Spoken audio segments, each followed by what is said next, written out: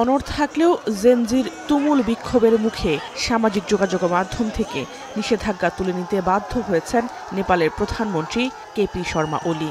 সোমবার মধ্যরাতে ক্যাবিনেট সদস্যদের সঙ্গে জরুরি বৈঠক করেন তিনি। তারই বৈঠকের পরই নিষেধাজ্ঞা তুলে নেওয়ার কথা জানান দেশটির তথ্য ও যোগাযোগ মন্ত্রী পিতথিসুব্বা গুরুং। যদিও সোশ্যাল মিডিয়া বন্ধের জন্য জনগণের কাছে ক্ষমা চায়নি সরকার। পার্লামেন্ট ভবন ঘিরে সহিংসতার ইস্যুতে এরই মধ্যে তদন্ত কমিটি গঠন করেছে তারা। আগামী 15 দিনের মধ্যে যাদের প্রতিবেদন দেওয়ার কথা রয়েছে। তবে জেনজির প্রতি আহ্বান জানায় বিক্ষোভের ইতি টানার।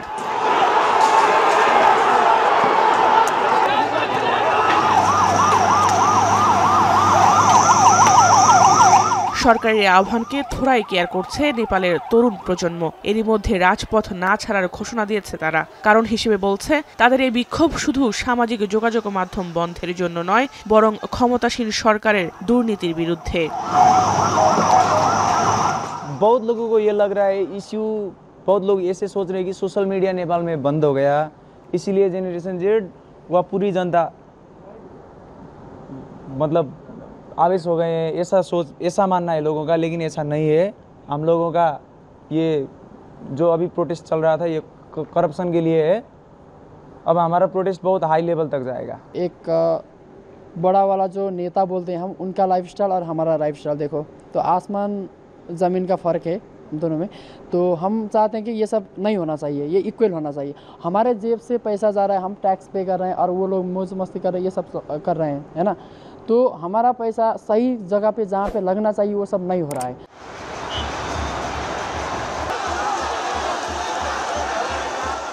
নেপাল জুড়ে ফেসবুক, টুইটার, ইনস্টাগ্রাম, এক্স সহ প্রায় 26টি সামাজিক যোগাযোগ মাধ্যম বন্ধের জেরে সোমবার সকাল থেকে রাজপথে বিক্ষোভে নামে জেনজি।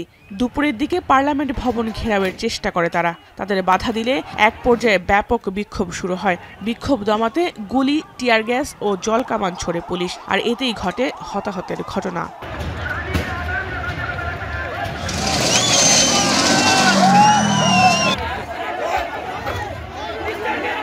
আন্দোলনকারীদের অভিযোগ, তাদের লক্ষ্য করে সরাসরি গুলি করেছে পুলিশ। আর এখনো পর্যন্ত যারা নিহত হয়েছেন তাদের সবাই পুলিশের গুলিতেই নিহত হন।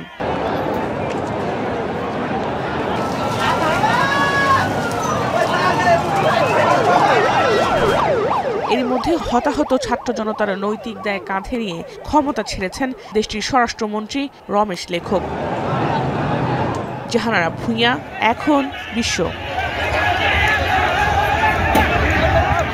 বিশ্বের সর্বাধুনিক প্রযুক্তিতে প্রস্তুতকৃত Arik silver wash detergent powder 500 গ্রাম মাত্র 70 টাকা। রিমার্ক।